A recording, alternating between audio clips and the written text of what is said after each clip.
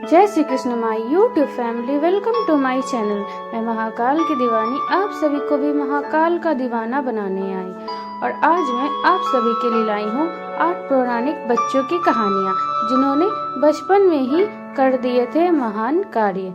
तो वीडियो को ध्यान से सुनिएगा बिना स्किप करके। और अगर आप मेरे चैनल पर नए हैं तो मेरे चैनल को बेल आइकन प्रेस करके सब्सक्राइब कर लीजिएगा। Okay everyone, let's start. हमारे धर्म ग्रंथों में ऐसे अनेक बच्चों के बारे में बताया गया है जिन्होंने कम उम्र में ही कुछ ऐसे काम किए जिन्हें करना किसी के बस में नहीं था, लेकिन अपनी ईमानदारी, निष्ठा व समर्पण के बल पर उन्होंने मुश्किल काम भी बहुत आसानी से कर दिए। आज हम आपको 8 ऐसे ही बच्चों के बारे में बता रहे हैं। पहला है बालक ध्रुव। बालक ध्रुव की कथा का वर्णन श्रीमद् भागवत में मिलता है। उसके अनुसार ध्रुव के पिता का नाम उत्तानपाद था। उनकी 2 पत्नियां थीं, सुनीति और सुरुचि। ध्रुव सुनीति का पुत्र था। एक बार सुरुचि ने बालक ध्रुव को यह कहकर राजा उत्तानपाद की गोद से उतार दिया कि मेरे गर्भ से पैदा होने वाला ही गोद और सिंहासन का अधिकारी है। बालक ध्रुव रोते हुए अपनी माँ सुनीति के पास पहुंचा। माँ ने उनसे भगवान की भक्ति के माध्यम से ही लोक परलोक के सुख पाने का रास्ता सुझाया। माता की बात सुनकर ध्रुव ने घर छोड़ दिया और वन में पहुंच गया। वहां देवर्षि नारद की कृपा से ओम नमो भगवते वासुदेवाय मंत्र की दीक्षा ली। यमुना नदी के किनारे मधुवन में बालक ध्रुव ने इस महामंत्र को बोल घोर तप किया। इतने छोटे बालक की तपस्या से खुश होकर भगवान विष्णु प्रकट हुए। भगवान विष्णु ने बालक ध्रुव को ध्रुव लोक प्रदान किया। आकाश में दिखाई देने वाला ध्रुव तारा बालक ध्रुव का ही प्रतीक है। दूसरा है गुरु भक्त आरुणि। महाभारत के अनुसार अयोध्या नाम के एक ऋषि थे। उनके एक शिष्य का नाम आरुणि था। वह पांचाल देश का रहने वाला था। आरुणि अपने गुरु की हर आज्ञा का पालन करता था। एक दिन गुरुजी ने उसे खेत की मेड़ बांधने के लिए भेजा। गुरु की आज्ञा से आरुणि खेत पर गया और मेड़ बांधने का प्रयास करने लगा। काफी प्रयत्न करने के बाद भी जब वह खेत की मेड़ नहीं बांध पाया तो मेड़ के स्थान पर वह स्वयं लेट गया ताकि पानी खेत के अंदर न आ सके। जब बहुत देर तक आरुणि आश्रम नहीं लौटा तो उसके गुरु अपने अन्य शिष्यों के साथ उसे ढूंढते हुए खेत तक आ गए। यहाँ आकर उन्होंने आरुणि को आवाज लगाई। गुरु की आवाज सुनकर आरुणि उठकर खड़ा हो गया। जब उसने पूरी बात अपने गुरु को बताई तो आरुणि की गुरु भक्ति देखकर गुरु अयोध्या बहुत प्रसन्न हुए और उसे सारे वेद और धर्मशास्त्रों का ज्ञान हो जाने का आशीर्वाद दिया। तीसरा है परम ज्ञानी अष्टावक्र। प्राचीन काल में कहोड़ नामक एक ब्राह्मण थे। उनकी पत्नी का नाम सुजाता था। समय आने पर सुजाता गर्भवती हुई। एक दिन जब कहोड़ वेद पाठ कर रहे थे तभी सुजाता के गर्भ में स्थित शिशु बोला, पिताजी आप रात भर वेद पाठ करते हैं किंतु वह ठीक से नहीं होता। गर्भस्थ शिशु के इस प्रकार कहने पर कहोड़ क्रोधित होकर बोले कि तू पेट में ही ऐसी टेढ़ी मेढ़ी बातें करता है, इसलिए तू 8 स्थानों से टेढ़ा उत्पन्न होगा। इस घटना के कुछ दिन बाद कहोड़ राजा जनक के पास धन की इच्छा से गए। वहां बंदी नामक विद्वान से वे शास्त्रार्थ में हार गए। नियमानुसार उन्हें जल में डुबा दिया गया। कुछ दिनों बाद अष्टावक्र का जन्म हुआ किंतु उसकी माता ने उसे कुछ नहीं बताया। जब अष्टावक्र 12 वर्ष का हुआ तब एक दिन उसने अपनी माता से पिता के बारे में पूछा। तब माता ने उसे पूरी बात सच सच बता दी। अष्टावक्र भी राजा जनक के दरबार में शास्त्रार्थ करने के लिए गया।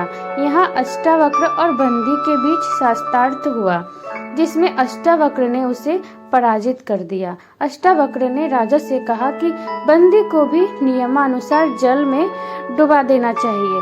तब बंदी ने बताया कि वह जल के स्वामी वरुण देव का पुत्र है उसने जितने भी विद्वानों को शास्त्रार्थ में हराकर जल में डुबाया है वे सभी वरुण लोक में हैं। उसी समय जल में डूबे हुए सभी ब्राह्मण पुनः बाहर आ गए। अष्टावक्र के पिता कहोड भी जल से निकल आए। अष्टावक्र के विषय में जानकर उन्हें बहुत प्रसन्न हुई और पिता के आशीर्वाद से अष्टावक्र का शरीर सीधा हो गया। 4 है आस्तिक। महाभारत के अनुसार आस्तिक ने ही राजा जन्मेजय के सर्प यज्ञ को रुकवाया था।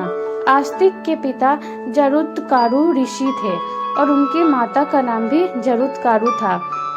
आस्तिक की माता नागराज वासुकी की बहन थी। जब राजा जन्मेजय को पता चला कि उनके पिता की मृत्यु तक्षक नाग द्वारा काटने पर हुई थी तो उन्होंने सर्प यज्ञ कराने का निर्णय लिया। उस यज्ञ में दूर दूर से भयानक सर्प आकर गिरने लगे।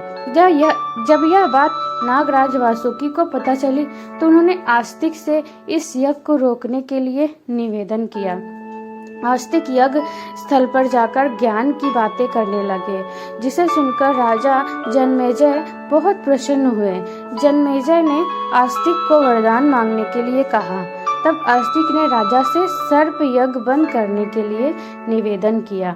राजा जन्मेजय ने पहले तो ऐसा करने से इनकार कर दिया, लेकिन बाद में वहां उपस्थित ब्राह्मणों के कहने पर उन्होंने सर्प यज्ञ रोक दिया और आस्तिक की प्रशंसा की। 5 है भक्त प्रहलाद। बालक प्रहलाद की कथा का वर्णन श्रीमद् भागवत में मिलता है। प्रहलाद के पिता हिरण्यकश्यपु दैत्यों के राजा थे। वह भगवान विष्णु को अपना शत्रु मानता था, परंतु प्रहलाद भगवान विष्णु का परम भक्त था। जब यह बात हिरण्यकश्यपु को पता चली तो उसने प्रहलाद पर अनेक अत्याचार किए, लेकिन फिर भी प्रहलाद की ईश्वर भक्ति कम न हुई। अंत में स्वयं भगवान विष्णु प्रहलाद की रक्षा के लिए नृसिंह अवतार लेकर प्रकट हुए। नृसिंह भगवान ने हिरण्यकश्यपु का वध कर दिया और प्रहलाद को अपनी गोद में बैठाकर प्रेम किया। 6 है गुरु भक्त उपमन्यु। गुरु अयोध्याधौम्य के एकमात्र शिष्य का नाम उपमन्यु था। वह बड़ा गुरु भक्त था। गुरु की आज्ञा से वह रोज गाय चराने जाता था। एक दिन गुरु ने उससे पूछा कि तुम अन्य शिष्यों से मोटे और बलवान दिख रहे हो, तुम क्या खाते हो? तब उपमन्यु ने बताया कि मैं भिक्षा मांगकर ग्रहण कर लेता हूँ। गुरु ने उससे कहा कि मुझे निवेदन किए बिना तुम्हें भिक्षा का अन्न नहीं खाना चाहिए। उपमन्यु ने गुरुजी की बात मान ली। कुछ दिनों बाद पुनः गुरुजी ने उपमन्यु से वही प्रश्न पूछा तो उसने बताया कि वह गायों का दूध पीकर अपनी भूख मिटाता है। तब गुरु ने उसे ऐसा करने से भी मना कर दिया, लेकिन इसके बाद भी उपमन्यु के पहले जैसा दिखने पर गुरुजी ने उनसे पुनः वही प्रश्न किया। तब उपमन्यु ने बताया कि बछड़े गाय को दूध पीकर जो फेन झाग उगलते हैं वह उसका सेवन करता है। गुरु अयोध्याधौम्य ने ऐसा करने से भी मना कर दिया। जब उपमन्यु के सामने खाने पीने के सभी रास्ते बंद हो गए तब उसने एक दिन भूख से व्याकुल होकर आकड़े के पत्ते खा लिए। वह पत्ते जहरीले थे। उन्हें खाकर उपमन्यु अंधा हो गया और वह वन में भटकने लगा। दिखाई ना देने पर उपमन्यु एक कुएं में गिर गया। जब उपमन्यु शाम तक आश्रम नहीं लौटा तो गुरु अपने अन्य शिष्यों के साथ उसे ढूंढने वन में पहुंचे। वन में जाकर गुरु ने उसे आवाज लगाई। तब उपमन्यु ने बताया कि वह कुएं में गिर गया है। गुरु ने जब इसका कारण पूछा तो उसने सारी बात सच सच बता दी। तब गुरु अयोध्याधौम्य ने उपमन्यु को देवताओं के चिकित्सक अश्विनी कुमार की स्तुति करने के लिए कहा। उपमन्यु ने ऐसा ही किया। स्तुति से प्रसन्न होकर अश्विनी कुमार प्रकट हुए और उपमन्यु को एक फल देकर बोले कि इसे खाने से तुम पहले की तरह स्वस्थ हो जाओगे। उपमन्यु ने कहा कि बिना अपने गुरु को निवेदन किए मैं यह फल नहीं खा सकता। उपमन्यु की गुरु भक्ति से प्रसन्न होकर अश्विन कुमार ने उसे पुनः पहले की तरह स्वस्थ होने का वरदान दिया, जिससे उसकी आंखों की रोशनी भी पुनः लौट आई। गुरु के आशीर्वाद से उसे सारे वेद और धर्मशास्त्रों का ज्ञान हो गया। साथ है मार्कंडेय ऋषि। धर्म ग्रंथों के अनुसार मार्कंडेय ऋषि अमर है।